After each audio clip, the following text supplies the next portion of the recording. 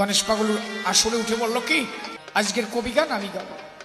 বলে যে দুটো প্রণাম মনোহরের দুই আসর, আমার তারক দাদা বড় না আমি বড়, এর বিচার করবে আজকে শ্রোতা যারা।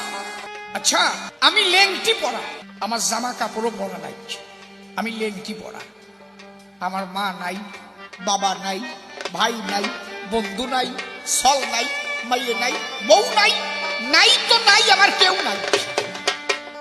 আর আমার তারক দাদা মেয়ে আছে, মা আছে, স্ত্রী আছে, গোয়াল ভরা গরু আছে। আপনারা মনে করেন একজন ব্যক্তি 1 কিলোমিটার রাস্তা যাবে, তার 2 হাতে বোঝা, মাথায় একটা বোঝা, পায়ে 2টো বোঝা, এত বোঝা নিয়ে 1 কিলোমিটার রাস্তা গেল।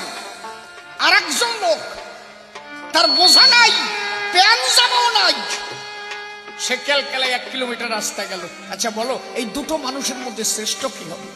শ্রোতারা বললেন যে অতগুলো বোঝা নিয়ে কেন্দ্রবিন্দুতে পৌঁছে গিয়েছে তিনি সর্বশ্রেষ্ঠ হবে।